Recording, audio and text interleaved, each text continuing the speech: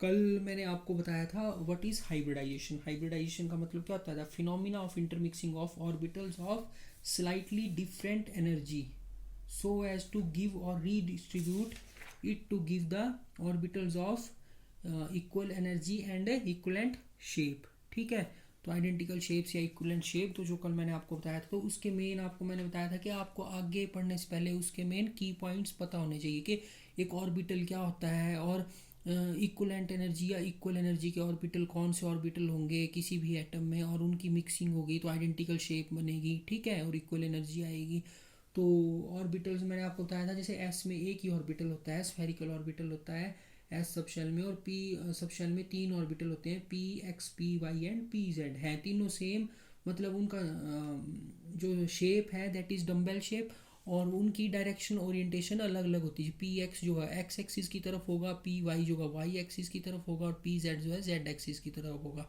तो इस तरह डी के भी 5 डिफरेंट ऑर्बिटल हैं, D X Y Y Z Z X X square minus Y square and Z square. तो ये आपको ज़रा सा बेसिक नॉलेज है, ये आपको पता ही होता है, तो फिर भी एक बार रिकैप्चुलेट करते हैं। अब इसके बाद है हाइब्रिडाइजेशन, किस तरह से होगी देखते हैं। तो फर्स्ट एग्जांपल हम इसमें लेंगे बेरिलियम।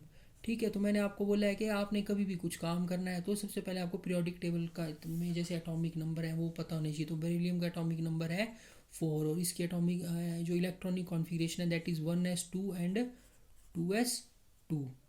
ठीक है, ये आपको पता होनी चाहिए। अब इसको हम ग्राफिकली कैसे रिप्रेजेंट करते हैं, तो हम ये लिखते हैं इस तरह से 1s2 और साथ में 2s2।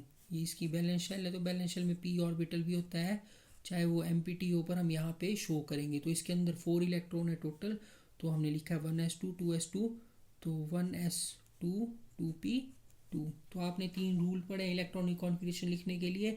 एक हंड्स रूल पढ़ा था आपने, दूसरा क्या पढ़ा था, पॉलीज एक्सक्लूजन प्रिंसिपल पढ़ा था, तीसरा ऑकबाउ प्रिंसिपल पढ़ा था। तो वो तीनों रूल इलेक्ट्रॉनिक कॉन्फ़िगरेशन लिखने में यूज़ होते हैं, और आपको बार बार उनको जितनी बार हो सके इलेक्ट्रॉनिक कॉन्फ़िगरेशन को लिखो और उन रूल्स को देखो वो कहाँ अप्लाई हो रहे हैं किस तरह से, तो आपको वो रूल और इजीली याद हो जाएंगे। जैसे ऑफ बाउ प्रिंसिपल कैसे यूज़ होता है एनर्जी लेवल के अकॉर्डिंगली, तो हंड्स रूल है वो बोलता है कि मैक्सिमम जो इलेक्ट्रॉन है पहले एक एक इलेक्ट्रॉन जाएगा ऑर्बिटल में, फिर जब सारे ऑर्बिटल फिल हो जाएंगे तब उसमें दूसरा इलेक्ट्रॉन आएगा। ठीक है, जैसे यहाँ मान लो इस पी यहाँ पे 4 इलेक्ट्रॉन होते हैं, अगर हमने पी में डिस्ट्रीब्यूट करने होते हैं तो ऐसे नहीं करना था हमने कि 2 इलेक्ट्रॉन यहाँ लिख दिए 2 यहाँ पे लिख दिए। 4 के लिए हम क्या करेंगे, पहले एक लिखेंगे यहाँ पे इलेक्ट्रॉन, फिर दूसरा रिप्रेजेंट करेंगे, तीसरा यहाँ तीसरे बॉक्स में, और फोर्थ इलेक्ट्रॉन उसके बाद आएगा फिर से इस फर्स्ट बॉक्स में। ठीक है, तो वो था।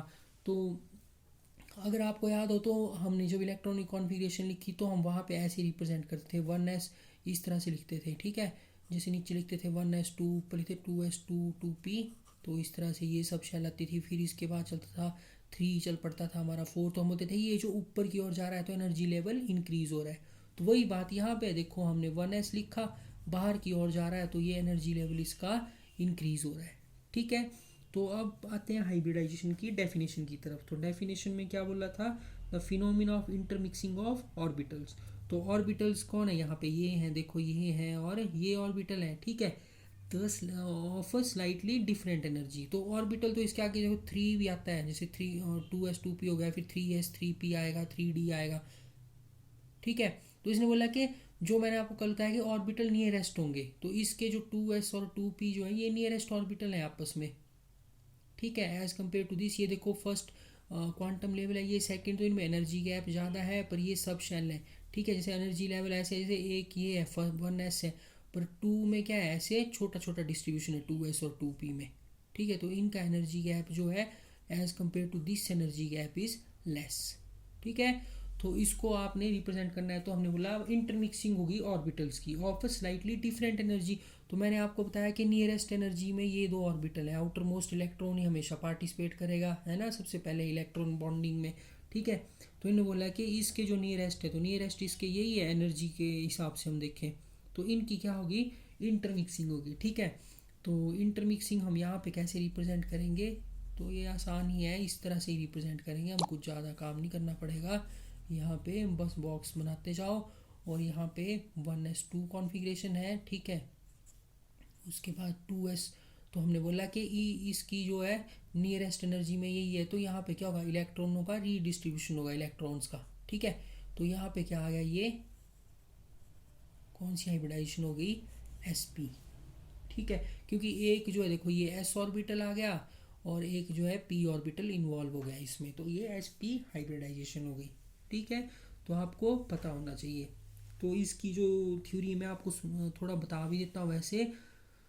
The combination of an S and P orbital leads to, ये एस और पी ऑर्बिटल का कॉम्बिनेशन हुआ, ये पी एक्स है, ये पी वाई है और ये पी जेड है। तो एस और पी का leads to two hybrid orbital known as S P orbital, ये एस पी ऑर्बिटल बन गया।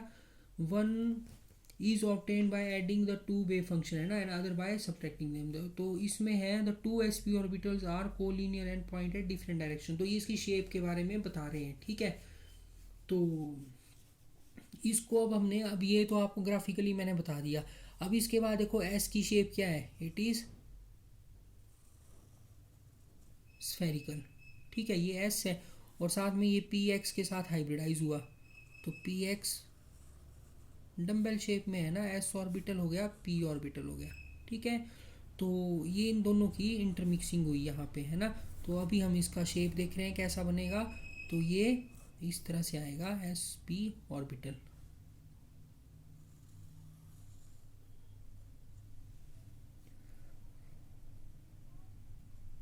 तो बोला था ना इक्वल नंबर ऑफ ऑर्बिटल बनेंगे हाइब्रिडाइजेशन से। तो एस और पी की जब हाइब्रिडाइजेशन हुई, मतलब एक एस और एक पी हाइब्रिडाइज हुआ, तो टोटल दो ऑर्बिटल बनने चाहिए, तो दो ही ऑर्बिटल बने इस तरह से। ये हमें इस तरह से रिप्रेजेंट करते हैं, ठीक है। ये तो ये बना एस पी हाइब्रिड ऑर्बिटल। तो और जो इसकी एक्सिस है उसमें इसका बॉन्ड एंगल कितना आ रहा है, दैट इज 180 डिग्री। तो अगर आपसे कोई पूछे कि एस पी हाइब्रिडाइजेशन में बॉन्ड एंगल कितना होगा, तो आप बोलेंगे दैट इज़ 180 डिग्री, और इस तरह से शेप बनेगी, ठीक है। तो एस ऑर्बिटल और पी जब हाइब्रिडाइज हुए तो क्या बना, एस पी टू ऑर्बिटल। तो अब हमने, अगर मान लो एग्जाम्पल करना है बी ई एफ टू का, तो मैं फ्लोरीन की आपको पहले भी इलेक्ट्रॉनिक कॉन्फ़िगरेशन बता चुका हूँ, 1s2 2s2 2p क्या होता है, 2p5।